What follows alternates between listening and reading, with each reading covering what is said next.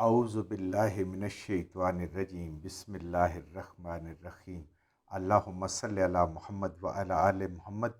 اللہ جل شانہ کا بے حساب کرم احسان اس ذات کا کہ جس نے ایک دفعہ پھر قرآن مجید سمجھنے کے لیے یہاں پہ ہمیں اکٹھا کر دیا۔ آج ہم انشاءاللہ اللہ کے فضل سے، اس کی رحمت سے، اس کا بے حساب شکر ادا کرتے ہوئے سورہ الانفال کی ابتدا کریں گے۔ 9واں پارہ سورہ الانفال۔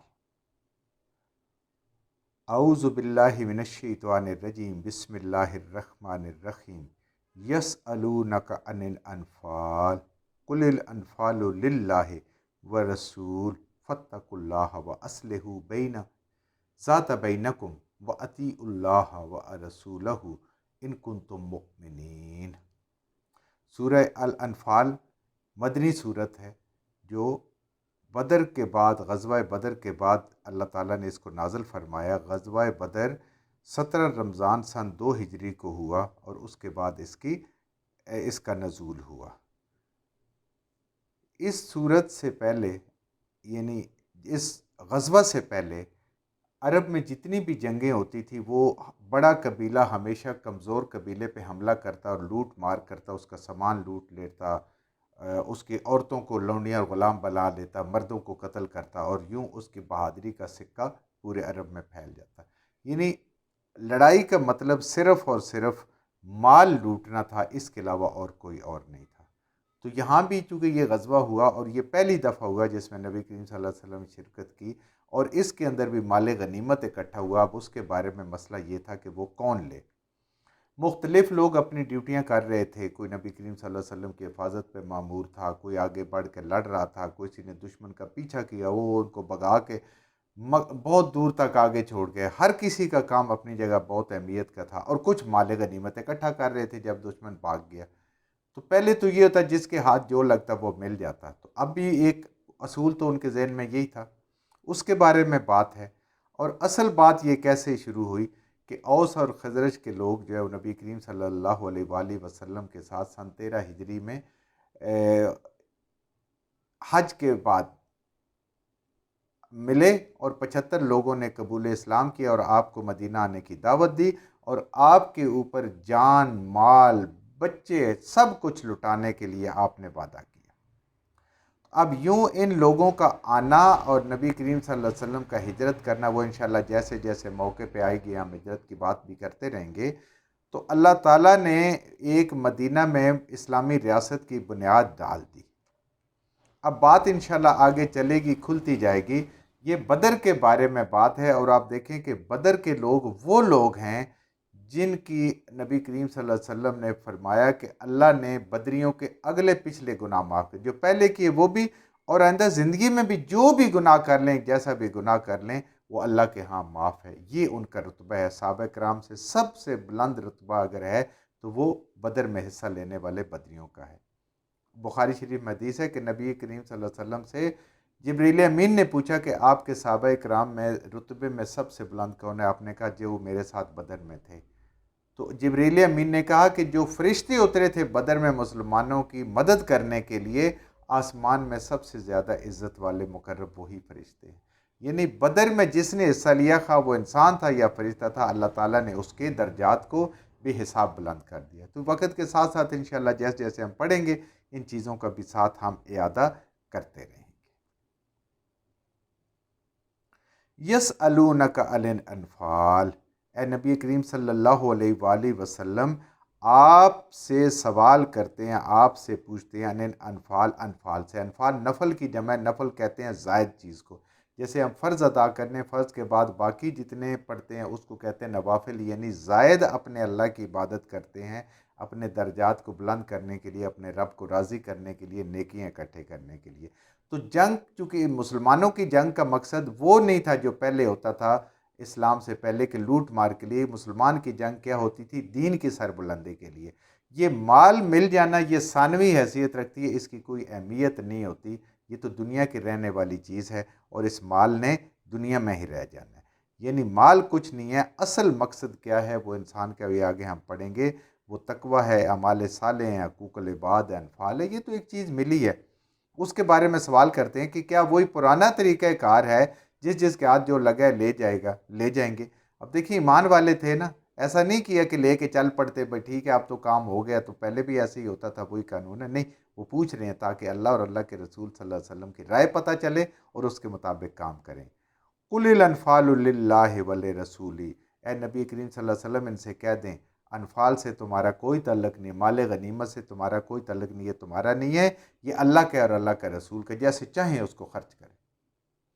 बात ही ख़त्म कर दी, मसले ख़त्म कर दिया। कुर्बान जाऊँ सहाबा कराम के ईमान पे कि दिल की जो बात है वो अल्लाह ने खोल के रख दी है, लेकिन ज़बान से किसी बात में किसी ने कोई शिकवा नहीं किया, और वो भी कुछ लोगों की बात अल्लाह ने की, सब की बात नहीं की। अल्लाह के रसूल के, हमें अल्लाह राज़ी है, अल्लाह के रसूल राज़ी हैं, हम उस पर राज़ी हैं। फत्तकुल्लाह, ये माल कोई चीज़ नहीं है, ये ख़त्म होने वाला है, ये दुनिया की चीज़ है, ये छिन जाएगा, रहेगा भी पास तो मरने पे ख़त्म हो जाएगा। असल चीज़ क्या है? तकवा।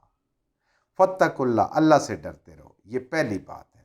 वह असलिहू ज़ाता बैनकुम, और आपस में इस्लाह करो, आपस के तल्लकात को, आपस के मामलात को दुरुस्त रखो, आपस में सुलह सफाई के साथ रहो, दिल में कोई मैल कुचैल ना रखो। ईमान वाला दूसरे ईमान के वाले में के साथ आईना होता है, यही उसको नज़र आता है, वही उसके लिए पसंद करता है, अपने भाई के लिए जो अपने लिए पसंद करता है।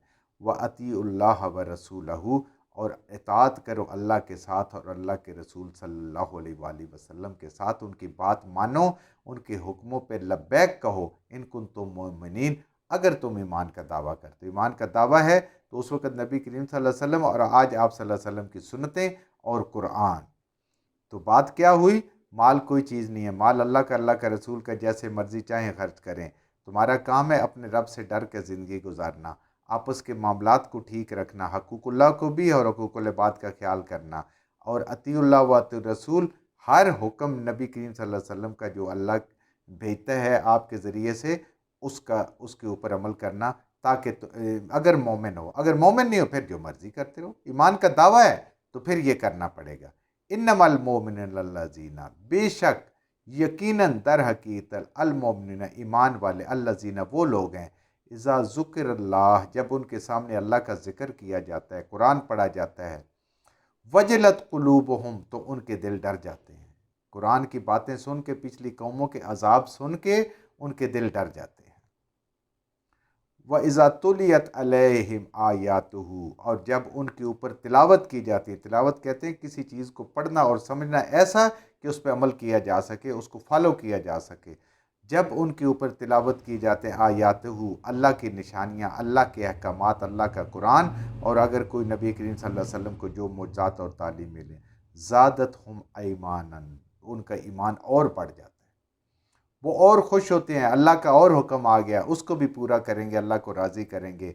अल्लाह का और हुक्म आ गया, अल्लाह की और खुशखबरियाँ आ गई, इनको भी करेंगे, इन पे भी अमल करेंगे और अपने रब से अजर जाएंगे। उनका ईमान बढ़ता जाता है, ईमान बढ़ता जाता है। ईमान कोई रुकने वाली चीज़ नहीं है, ईमान घटता और बढ़ता रहता है। जब इंसान गुनाहों में मुब्तला होता है, कोई गुनाह कबीरा करता है, उसका ईमान कम हो जाता है। फिर जब नेकियां करता है वो ईमान बढ़ना शुरू हो जाता है। तो ईमान एक दफ़ा कलमा पढ़ लेने से नहीं आता, अमाल नेक करने से, नेकियां करने से वो बढ़ता रहता है। और अगर छोड़ देंगे तो ख़त्म हो जाएगा, मुर्दा हो जाएगा, मर जाएगा, यानी दिल मार जाएगा। व अला रब्बिहिम यतवक्कलून, और वो उनकी अंदर की कैफियत जो है वो इतनी बेहतरीन हो जाती है कि उनके सारे तवक्ल अपने रब के साथ होते हैं। हर चीज़ पे भरोसा, हर चीज़ उन्होंने अपने रब के हवाले की हुई है। तो ये है इंसान का ईमान कि जब कुरान पढ़ा जाए तो मोमिन वो होता है जिसका दिल डर जाता है और खुशखबरियाँ सुन के दिल खुश हो जाता है। आयत जब पढ़ी जाती हैं ईमान और बढ़ता है कि हमारे रब ने क्या क्या, वो इस तलाश में होते हैं कि हमारे रब ने क्या क्या कुरान में फरमाया है। यानी अल्लाह का हुक्म अगर कोई ऐसा आ जाता है जो उनकी मर्ज़ी के ख़िलाफ़ होता है, जो उनकी राय के ख़िलाफ़ होता है, जो उनकी फितरत के ख़िलाफ़ होता है, जिससे वो मानूस नहीं होते, जिससे उनके मफादात पे जो दुनिया के होते हैं उन उसके ऊपर ज़द पड़ती है, लेकिन इसके बावजूद वो उस हुक्म को मानते हैं, अपनी मर्ज़ी को पीछे कर देते हैं, अपने मफादात को पीछे कर देते हैं। और ये है तो ईमान बढ़ाने का यही तरीका है इंसान के पास कि वो अपने रब का से डरता रहे, और अल्लाह का ज़िक्र जब आए, इस कुरान को पढ़े समझे तो उसका दिल डर जाए और वो अपने रब पे पूरा पूरा भरोसा करे, पूरा पूरा तवक्ल करे। یعنی کہ وہ اپنے آپ کو اللہ اور اللہ کے رسول صلی اللہ علیہ وآلہ وسلم کے حکموں اور فرامین کے مطابق، ارشادات کے مطابق بدل لے، نہ کہ ان کو اپنی مرضی کے مطابق بدلنے کی کوشش کرے اور وہ مانی اور وہ پیرائے جو ہے وہ کہے۔ وہ اگر ہوگا ایسا کرے گا تو ایمان نہیں ہوگا، ایمان گھٹ جائے گا، پھر بڑھے گا نہیں۔ الذین یقیمون الصلاۃ مما رزقناہم ینفقون، یہ ایمان والوں کا ذکر ہو رہا ہے کہ یہ وہ ہیں جو اپنی نمازیں قائم کرتے ہیں، یعنی بدنی عبادتوں کا ذکر ہے۔ وَمِمَّا رَزَقْنَاهُمْ يُنْفِقُونَ، اور مالی عبادتیں، اللہ تعالیٰ نے جو کچھ ان کو عطا کیا ہے مال، بس اس کو وہ روک روک کے سمیٹ کے اپنے پاس نہیں رکھتے، اکٹھا کر کر کے اپنے پاس نہیں رکھتے، بلکہ اس کو ضرورت مندوں پہ لوٹاتے ہیں، خرچ کرتے ہیں، زکوٰۃ بھی ادا کرتے ہیں، صدقات بھی ادا کرتے ہیں، ضرورت مندوں کو دیکھیں۔ اللہ کا دیا ہوا مال اللہ کے حکم کے مطابق اس کو خرچ کرتے ہیں، اپنے گھر والوں پہ، اپنے والدین پہ، اپنے عزیز رشتہ داروں پہ، اپنے پڑوسیوں پہ، دین کی اشاعت کے لیے جہاں جہاں بھی ضرورت ہوتی ہے اس کو وہ خرچ کرتے ہیں۔ تو یہ لوگ ہیں اولئک هم المؤمنون حقا، یہ سچے مومن ہیں۔ سچے مومن کی نشانیاں کیا ہیں؟